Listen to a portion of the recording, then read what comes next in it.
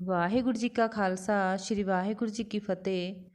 ਧੰਨ ਧੰਨ ਗੁਰੂ ਨਾਨਕ ਦੇਵ ਜੀ ਮਹਾਰਾਜ, ਧੰਨ ਧੰਨ ਬਾਬਾ ਆਨੰਦ ਸਿੰਘ ਜੀ ਮਹਾਰਾਜ। ਬਾਬਾ ਜੀ ਫਰਮਾਉਂਦੇ ਹਨ, ਇਤਨਾ ਦਾਨ ਪੁੰਨ ਕਰ ਲਵੇ ਫਿਰ ਵੀ ਰਾਮ ਨਾਮ ਦੇ ਤੁਲ ਕੁਝ ਨਹੀਂ ਹੋ ਸਕਦਾ। ਇੱਕ ਵਾਰੀ ਇੱਕ ਤੋਂ ਬੇਅੰਤ ਸ਼੍ਰੀ ਬਾਬਾ ਆਨੰਦ ਸਿੰਘ ਜੀ ਮਹਾਰਾਜ ਦਿੱਲੀ ਖੂਨੀ ਨਾਲੇ ਠਹਿਰੇ ਹੋਏ ਸਨ। ਰਾਏ ਬਹਾਦਰ ਸਰਦਾਰ ਨਰੈਣ ਸਿੰਘ ਜੀ ਸ਼ਾਮ ਨੂੰ ਦੀਵਾਨ ਦੇ ਟਾਈਮ ਬਾਬਾ ਜੀ ਦੇ ਦਰਸ਼ਨ ਕਰਨ ਵਾਸਤੇ ਆਏ। ਰਾਗੀ ਸਿੰਘਾਂ ਨੇ ਸ਼ਾਨ ਵਜਾਈ। ਰਾਏ ਬਹਾਦਰ ਸਾਹਿਬ ਇਤਨਾ ਸਰੂਰ ਵਿੱਚ ਆਏ ਕਿ ਉੱਠ ਕੇ ਨੱਚਣ ਲੱਗ ਪਏ। ਹੁਣ ਹੌਲੀ ਹੌਲੀ ਬਾਬਾ ਜੀ ਵੀ ਦੀਵਾਨ ਵਿੱਚ ਆ ਗਏ। ਸਤਿਗੁਰ ਨੂੰ ਮੱਥਾ ਟੇਕ ਕੇ ਹੌਲੀ ਹੌਲੀ ਆਪਣੇ ਆਸਣ 'ਤੇ ਆ ਬਿਰਾਜੇ। ਹੁਣ ਬਾਬਾ ਜੀ ਨੇ ਰਾਏ ਬਹਾਦਰ ਨਰੈਣ ਸਿੰਘ ਵੱਲ ਤੱਕਿਆ ਤੇ ਰਾਏ ਬਹਾਦਰ ਨੇ ਬਾਬਾ ਜੀ ਵੱਲ ਤੱਕਿਆ। ਐਸਾ ਬਾਬਾ ਜੀ ਨੇ ਆਪਣੇ ਨੈਣਾਂ ਦਾ ਤੀਰ ਮਾਰਿਆ ਕਿ ਰਾਏ ਬਹਾਦਰ ਦੇ ਹਿਰਦੇ ਵਿੱਚ ਛੇਕ ਪੈ ਗਿਆ ਤੇ ਨੱਚਦਾ ਹੋਇਆ ਆਪਣੀ ਥਾਂ 'ਤੇ ਬੈਠ ਗਿਆ ਤੇ ਬਾਬਾ ਜੀ ਵੱਲ ਮੂੰਹ ਕਰਕੇ ਮੱਥਾ ਟੇਕਿਆ। ਇਸ ਆਨੰਦ ਨੂੰ ਜਾਂ ਆਨੰਦ ਦੇਣ ਵਾਲਾ ਜਾਣ ਸਕਦਾ ਹੈ ਤੇ ਜਾਂ ਆਨੰਦ ਲੈਣ ਵਾਲਾ ਜਾਣ ਸਕਦਾ ਹੈ। ਐਸਾ ਨਿਹਾਲ ਹੋਇਆ ਜੋ ਉਸ ਦਿਨ ਤੋਂ ਬਾਅਦ ਬਾਬਾ ਜੀ ਦਾ ਹੀ ਹੋ ਗਿਆ। ਬਾਬਾ ਜੀ ਕੁਝ ਸਮਾਂ ਦਿੱਲੀ ਰਹਿ ਕੇ ਦਮਦਮਾ ਸਾਹਿਬ ਵਿਸਾਖੀ 'ਤੇ ਪਹੁੰਚੇ। ਇੱਥੇ ਆ ਕੇ ਨਹਿਰ 'ਤੇ ਆਸਣ ਲਾਇਆ। ਦੂਸਰੇ ਦਿਨ ਸ਼੍ਰੀ ਨਾਰਾਇਣ ਸਾਹਿਬ ਜੀ ਵੀ ਦਿੱਲੀ ਤੋਂ ਦਮਦਮਾ ਸਾਹਿਬ ਪਹੁੰਚ ਗਏ। ਦਮਦਮਾ ਸਾਹਿਬ ਵਿਸਾਖੀ ਕਰਕੇ ਨਾਨਕਸਰ ਕਲੇਰੀ ਪਹੁੰਚ ਗਏ। ਨਾਲ ਹੀ ਰਾਏ ਬਹਾਦਰ ਸਾਹਿਬ ਪਹੁੰਚ ਗਏ। 1-2 ਦਿਨ ਤੋਂ ਬਾਅਦ ਬਾਬਾ ਜੀ ਕਰੋਲ ਦੇ ਟਿੱਬੇ ਪਹਾੜਾਂ 'ਤੇ ਤਿਆਰ ਹੋ ਗਏ। ਹੁਣ ਸ਼੍ਰੀ ਨਾਰਾਇਣ ਸਿੰਘ ਜੀ ਨੇ ਬੇਨਤੀ ਕੀਤੀ, ਪਾਤਸ਼ਾਹ ਆਪ ਜੀ ਪਹਾੜਾਂ 'ਤੇ ਚੱਲੇ ਹੋ, ਦਾਸ ਨੂੰ ਇਹ ਸੇਵਾ ਬਖਸ਼ੋ, ਨਾਨਕਸਰ ਸਾਰਾ ਸੰਗਮਰਮਰ ਦਾ ਤੁਹਾਡੇ ਆਉਣ ਤੱਕ ਬਣ ਜਾਵੇਗਾ। ਹੁਣ ਬਾਬਾ ਜੀ ਨੇ ਕਿਹਾ, ਨਾਰਾਇਣ ਸਿਆਂ ਤੂੰ ਸ਼ੀਸ਼ ਗੰਜ ਸਾਹਿਬ ਦਿੱਲੀ ਗੁਰਦੁਆਰੇ ਦੀ ਬਹੁਤ ਸੇਵਾ ਕੀਤੀ ਹੈ। ਨਾਲੇ ਅਸੀਂ ਪ੍ਰਣ ਕੀਤਾ ਹੋਇਆ ਹੈ ਕਿ ਪੱਕੀ ਇੱਟ ਨਹੀਂ ਲਾਉਣੀ। ਸੋ ਸਾਡਾ ਸਰੀਰ ਹੀ ਕੱਚਾ ਹੈ ਤਾਂ ਪੱਕੀਆਂ ਇੱਟਾਂ ਕਿਉਂ ਲਾਉਣੀਆਂ ਹਨ। ਅੱਗੋਂ ਬੇਨਤੀ ਕੀਤੀ, ਪਾਤਸ਼ਾਹ ਤੁਹਾਨੂੰ ਤਾਂ ਲੋੜ ਕੋਈ ਨਹੀਂ, ਸਾਡਾ ਭਲਾ ਕਿਵੇਂ ਹੋਵੇਗਾ। ਹੁਣ ਬਾਬਾ ਜੀ ਕਹਿਣ ਲੱਗੇ, ਨਾਰਾਇਣ ਸਿਆਂ ਕਿਤਨੇ ਕੋ ਪੈਸੇ ਲੱਗ ਜਾਣਗੇ। ਅੱਗੋਂ ਬੇਨਤੀ ਕੀਤੀ, ਪਾਤਸ਼ਾਹ ਜੀ ਬਹੁਤੇ ਨਹੀਂ ਲੱਗਣੇ, 5-7 ਲੱਖ ਲੱਗ ਜਾਵੇਗਾ।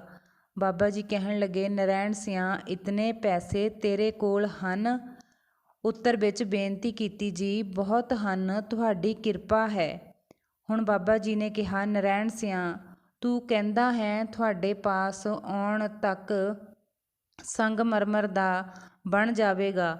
ਸੰਗਮਰਮਰ ਦਾ ਤਾਂ ਟਾਈਮ ਬਹੁਤ ਲੱਗ ਜਾਂਦਾ ਹੈ, ਤੂੰ ਵਾਪਸ ਮੁੜਦਿਆਂ ਨੂੰ ਕਿਵੇਂ ਬਣਾ ਦੇਵੇਗਾ।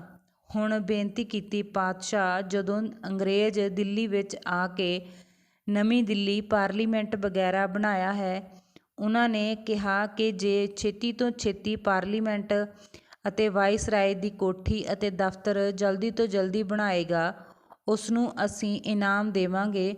ਜੋ ਪਾਤਸ਼ਾਹ ਜਿਤਨੇ ਵੀ ਦਿੱਲੀ ਵਿੱਚ ਠੇਕੇਦਾਰ ਵੱਡੇ ਛੋਟੇ ਸੀ, ਸਭ ਨੂੰ ਕੰਮ ਦੇ ਦਿੱਤਾ।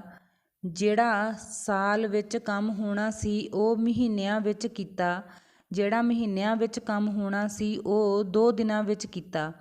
ਹੁਣ ਗੌਰਮੈਂਟ ਨੇ ਠੇਕੇਦਾਰਾਂ ਨੂੰ ਇਨਾਮ ਵੀ ਦਿੱਤੇ ਤੇ ਖਿਤਾਬ ਵੀ ਦਿੱਤੇ।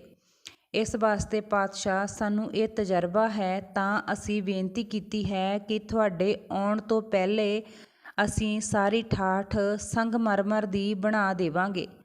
ਹੁਣ ਬਾਬਾ ਜੀ ਕਹਿਣ ਲੱਗੇ, ਨਾਰਾਇਣ ਸਿਆਂ ਜੇ ਅਸੀਂ ਤੁਹਾਡਾ 5-7 ਲੱਖ ਲਵਾ ਕੇ ਭਲਾ ਕੀਤਾ ਤਾਂ ਕੀ ਕੀਤਾ। ਹਜ਼ੂਰ ਨੇ ਕਿਹਾ, ਨਾਰਾਇਣ ਸਿਆਂ ਤੂੰ ਆਪਣੇ ਘਰਦਿਆਂ ਨੂੰ ਕਹਿ ਦੇਵੀਂ ਕਿ ਜਦੋਂ ਮੇਰਾ ਅੰਤ ਸਮਾਂ ਆਵੇਗਾ ਉਦੋਂ ਤੇਰੇ ਸਰੀਰ ਦੀ 10 ਦਿਨਾਂ ਦੇ ਅੰਦਰ ਅੰਦਰ ਇੱਕ ਹੱਡੀ ਵੀ ਸਾਡੇ ਪਾਸ ਆ ਜਾਵੇ, ਬਸ ਤੇਰਾ ਭਲਾ ਹੋ ਗਿਆ। ਬਾਬਾ ਜੀ ਹੱਡੀ ਨੂੰ ਕੀ ਕਰਦੇ ਸਨ। ਬਾਬਾ ਜੀ ਦੇ ਪਾਸ ਜਦੋਂ ਵੀ ਕਿਸੇ ਪ੍ਰਾਣੀ ਦੇ ਫੁੱਲ ਆਉਂਦੇ ਸਨ ਜਾਂ ਮੰਗਵਾ ਲੈਂਦੇ ਸਨ, ਗੁਰੂ ਗ੍ਰੰਥ ਸਾਹਿਬ ਜੀ ਦੇ ਅੱਗੇ ਰੱਖ ਕੇ ਬੇਨਤੀ ਕਰਦੇ ਸਨ, ਗਰੀਬ ਨਵਾਜ ਤੇਰਾ ਸਿੱਖ ਤੇਰੇ ਚਰਨਾਂ ਵਿੱਚ ਹਾਜ਼ਰ ਹੋਇਆ ਹੈ, ਇਸ ਦੇ ਗੁਨਾਹ ਬਖਸ਼ ਦੇ ਤੇ ਇਸ ਨੂੰ ਆਪਣੇ ਚਰਨੀ ਲਾਓ। ਬਾਬਾ ਜੀ ਸਭ ਤਰ੍ਹਾਂ ਕਰਕੇ ਤਿਆਗੀ, ਬੈਰਾਗੀ, ਬਚਨਾਂ ਦੇ ਪੂਰੇ, ਕਰਮਾਂ ਦੇ ਸੂਰੇ, ਨਿਰਮਤਾ ਦੇ ਸਮੁੰਦਰ, ਕੀਰਤਨ ਦੇ ਪਰਵਾਨੇ, ਨਾਮ ਦੇ ਖਜ਼ਾਨੇ, ਚਰਨਾਂ ਦੇ ਮਸਤਾਨੇ, ਸਭਾ ਦੇ ਦੀਵਾਨੇ। ਤਿਆਗੀ ਕਹਾਉਣ ਵਾਲੇ ਤਾਂਬੜੇ ਹਨ, ਪਰ ਤਿਆਗੀ ਕਰਨਾ ਬੜਾ ਔਖਾ ਹੈ। ਬੈਰਾਗ ਤੋਂ ਬਿਨਾਂ ਬੈਰਾਗੀ ਨਹੀਂ ਬਣ ਸਕਦਾ। ਹਉਮੈ ਦਾ ਤਿਆਗ ਕੀਤੇ ਤੋਂ ਬਿਨਾਂ ਤਿਆਗੀ ਨਹੀਂ ਬਣ ਸਕਦਾ। ਬਾਬਾ ਜੀ ਸਭ ਤੋਂ ਵੱਡੇ ਤਿਆਗੀ ਤੇ ਬੈਰਾਗੀ ਸਨ। ਇਸੇ ਤਰ੍ਹਾਂ ਦੀ ਅੱਜ ਕੱਲ੍ਹ ਦੀ ਸੰਗਤ ਹੈ, ਸਿਰਫ ਕਹਿਣ ਨੂੰ ਹੀ ਤਿਆਗੀ ਤੇ ਬੈਰਾਗੀ ਹਨ। ਪਤਾ ਤਾਂ ਬਾਅਦ ਵਿੱਚ ਲੱਗਦਾ ਹੈ ਜਦੋਂ ਸਾਹਮਣਾ ਹੁੰਦਾ ਹੈ। ਇਹ ਤਿਆਗੀ ਤੇ ਬੈਰਾਗੀ ਦੀ ਅਵਸਥਾ ਹੀ ਬਾਬਾ ਜੀ ਦੇ ਅਨੁਸਾਰ ਜੀਵ ਦੀ 6ਵੀਂ ਅਵਸਥਾ ਹੈ।